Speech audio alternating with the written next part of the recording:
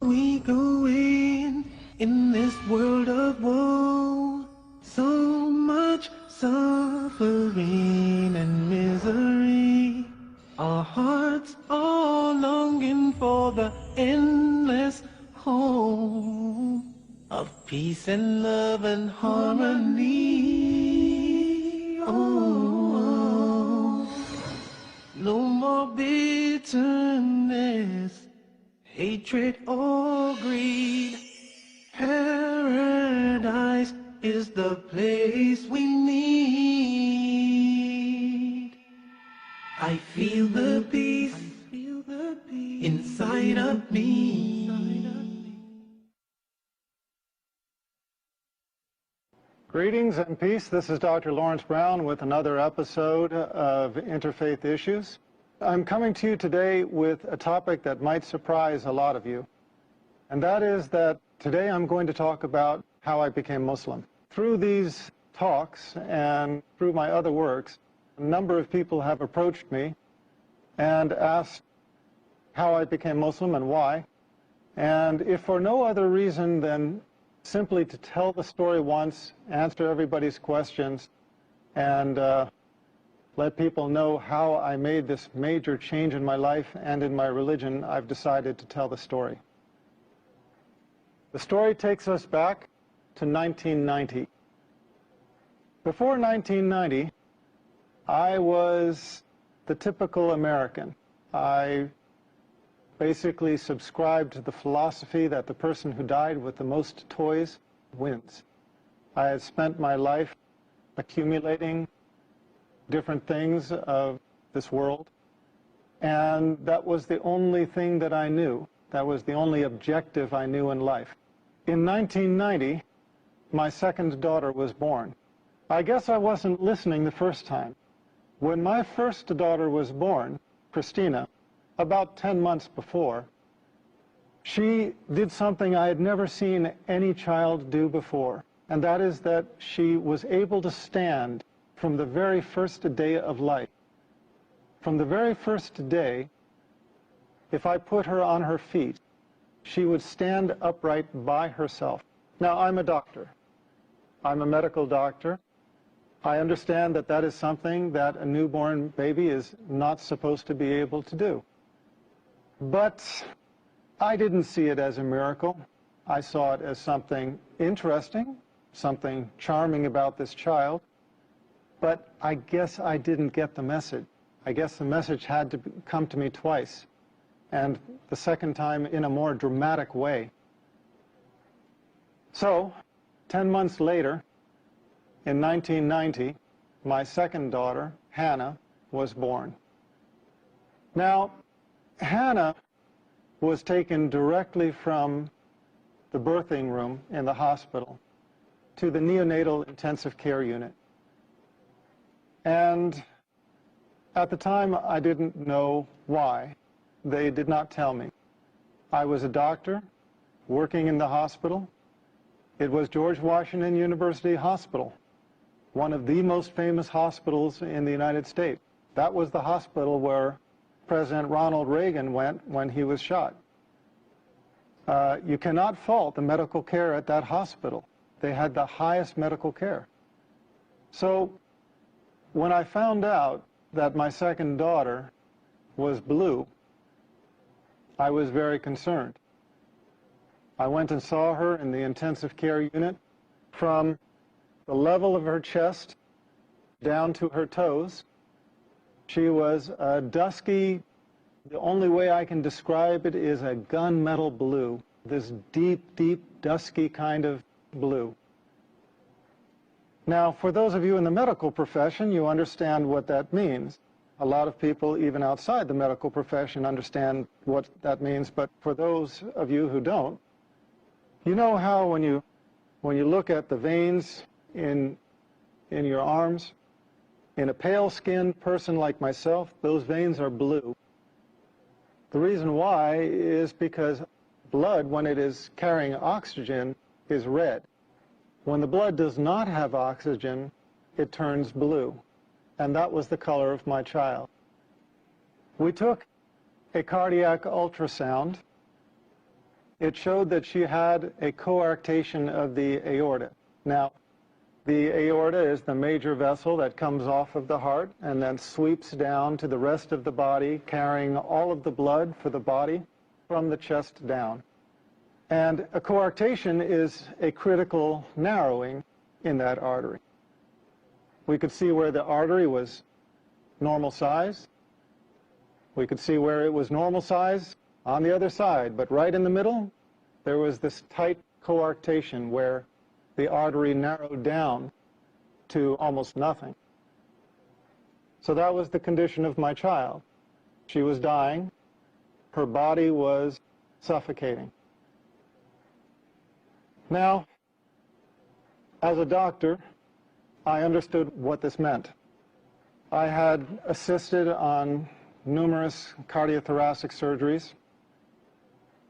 I knew that this almost certainly meant for this child that she would undergo emergency thoracic surgery. They would cut open her chest. They would replace the vessel with a graft. And these children, in general, don't do well.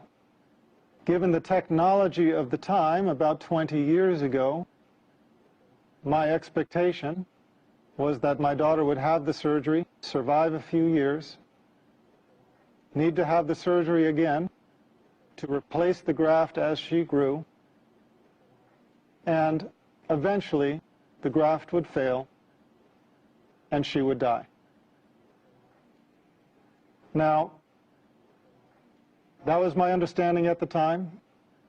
That was the understanding of the intensivist, the doctor caring for my daughter at the time. So we were standing over this one-day-old baby, not even one-day-old baby, whose body was dying for lack of oxygen, and we were just watching her die. They called in a cardiothoracic surgeon from the Children's Hospital across town in Washington, D.C. When he came to see my daughter, I had to leave because I was emotional and I was not helping things. I was not helping them to do their job. I left the intensive care unit. I went down the hallway. Because it's an intensive care unit, there's a prayer room nearby. Now, I remember very clearly walking into that room and praying for the first time in my life with sincerity. And I remember it because I had never prayed with sincerity before. All of my life, I had been in charge. If there was anything that I needed, I knew how to go after it. If there was anything I wanted, I knew what I had to do to get it. I had never been in the position in my life where I faced a situation that I felt I couldn't handle it, where I knew that I was helpless.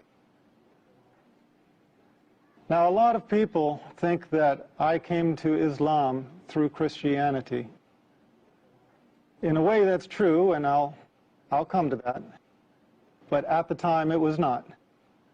I was never, at any time in my life, Christian. I used to be atheist. I was one of those who denied the existence of God. In fact, I tried to argue people away from believing in God. When I went into that prayer room, I remember one thing hit me right away, and that is that it was just a prayer room. There were no crosses, no crucifixes, no statues. There were no religious symbols at all. And immediately, I felt it was the right place to be. But because I was atheist, I prayed a prayer which I have since come to know is a little bit infamous. It's a kind of a weak prayer, but it has its strength. And that prayer is, "Oh God, if you are there." You have to remember, I had spent all of my life denying God, denying his existence. At that moment, I realized there was nothing I could do there was nothing in my worldly power to help this child. And I knew that the only power, if it did exist, that could help my child was the Almighty. So the only way I could pray was to pray, "Oh God, if you are there." And I admitted, I was honest. I said, "I don't know if you're there or not. But if you are there, I need help." And I made a deal. I made a promise. I asked God if He saved my daughter, and then if He guided me to the religion that was most pleasing to Him, that I would follow.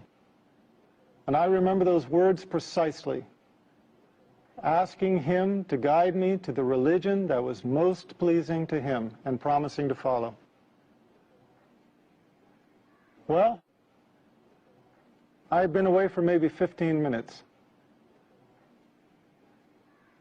I walked back to the intensive care unit. When I entered the unit, the doctors were huddled around my daughter like a football team in the huddle. They were on the other side of the room at one end. When I walked in, they looked up at me, and I could see something had changed. When I walked up to them, the cardiothoracic surgeon just looked me in the eye and said she was going to be okay. The doctors around me did not understand it. He went on to give an explanation. He started talking about a patent ductus arteriosus and how he explained the fact that my daughter was going to be okay. And I looked around at the other doctors' faces, and I realized that I was not the only one that did not buy that explanation. And I realized that although that explanation worked for him, it just simply didn't work for me. I had prayed with sincerity for the first time in my life, and I could only believe that this was the hand of my Creator. We took an ultrasound before that showed this life-limiting condition. We took an ultrasound after, and she was completely stone-cold normal. She never had surgery. She never had medicine. She just went to becoming a completely normal child. As a matter of fact, she entered college this year. When I saw this miracle, I realized I had made a promise. And I realized that if I did not fulfill that promise, I would be blameworthy. So I started searching. I had promised my Creator that if He would guide me to the religion most pleasing to Him, that I would follow. And the last thing I wanted was to die with that promise being unfulfilled. I would love to continue and finish the story all in one go, but we have an obligation to our sponsors, and so I ask you to be patient, bear with us. We're going to break for a few minutes. We'll be right back. Welcome back. This is Dr. Laurence Brown again, speaking on the subject of my conversion to Islam. And I will just continue the story that I started, telling how and why I became Muslim. So, I started reading scriptures of a variety of religions. I studied Buddhism, Taoism, Shintoism, read into the Bhagavad Gita, started studying Hinduism, worked my way around to Judaism, Christianity, started working myself up the ladder of the revealed monotheistic religions. With each religion I encountered, I basically just came to the conclusion that, well, no, that's not it. It didn't take me long to decide against Buddhism, against Taoism, against Hinduism. That's why I ended up studying Judaism. When I studied Judaism, I felt, okay, now here there is some truth, but there are also some things that I did not believe. I found inconsistencies in the Old Testament, which we'll talk about in another show, inshallah. I found the prediction of 3 prophets to follow, and that obviously raised the question, well, if those prophets do not count as John the Baptist and Jesus Christ as the first 2 of those 3, who else could it be? So I moved on to Christianity. As I studied Christianity, I just was looking for the answer anywhere I could find it. I studied with the Southern Baptists, the Quakers, the Greek Orthodox, the Roman Catholics, Mormons, Seventh-day Adventists. My head is kind of swimming with all of the sects of Christianity that I approached for longer or shorter periods of time. And in the end, I could never get my answers. I would go to the priests, having actually done something that very few Christians, in my experience, really do, and that is reading the Bible and questioning aspects of it. Now, please understand, I don't mean this to put down anybody out there. I don't mean this as a criticism to Christians who hold on to their faith, but I just mean to say that most Christians accept their faith unconditionally without really analyzing it. I found Jesus Christ calling himself the Son of Man, so I wanted the priest to tell me, why do Christians call him the Son of God if he called himself the Son of Man? I found Jesus Christ in 3 places asked, what is the most important commandment? And he said, know, O Israel, your God is one God. And I couldn't find the Trinity anywhere. I said, well, if the Trinity is not in the Bible, why are people teaching it? Why are people believing it? Why are people following it? Why are people professing it?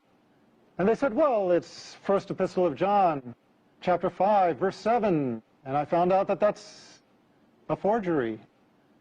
It doesn't exist in the original manuscripts, which is why it has been modified in the more modern Bibles. It is why you do not any longer find in the reputable Bibles published in modern day, you do not find it talking about the Father, the Son, and the Holy Spirit, and these 3 are one. You don't find that anymore because the scholars of modern times have recognized that that was a misleading insertion. As Scofield's Reference Bible states, it's an interpolation. It's a misleading insertion. I wanted the priests to answer these questions for me, and I never found a single one of any sect anywhere who could. I felt almost more lost than before. I believed in what Jesus Christ taught. I believed that he was a prophet. I believed in God as one God. I believed that man's relation with God is direct, without intercessor. I believed that we are accountable for our actions. I could not believe that we carried the taint of original sin, a sin that we never committed. I was at odds with Trinitarian theology, but I was in agreement with everything Jesus Christ taught. And I found these 2 to be different. And no priest could explain this to me. For a couple of years, I was searching, not finding anything, because in the West, in America, really about the last religion most people even think to consider is Islam. It wasn't until I learned about Islam, about the Prophet Muhammad, peace be upon him, that everything suddenly made sense. Everything fell in place. The Old Testament's prediction of 3 prophets to follow, John the Baptist being 1, Jesus Christ being 2. Who is the 3rd? The prophet of Islam, Muhammad, peace be upon him. Everything else fell in place.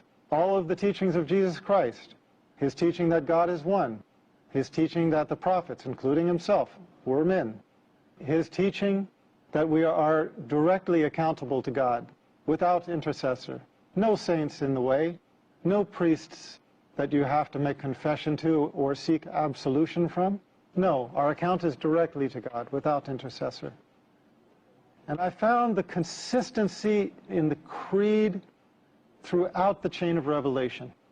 This was my reason for embracing Islam. I found in Islam the answer to my search in the continuity of the chain of revealed revelation. I found Islam as the conclusion in the chain of revelation. Now, that's my story. It's a very personal story, and maybe nobody benefits from it except for me. But it seems like everybody has a testimonial. And God guides who He wills. And if you are sincere, He will guide you to the straight path. But if you have some disease in your heart, if you have some insincerity, if you have some desire for the world where you do not put God as your priority, you can easily fall into this trap. You start out thanking God and you end up directing your worship to an element of His creation, worshiping the creation instead of the Creator. A few years later, as a doctor, I had a patient who had a son who was born with a lethal heart problem. It looked like he was going to die.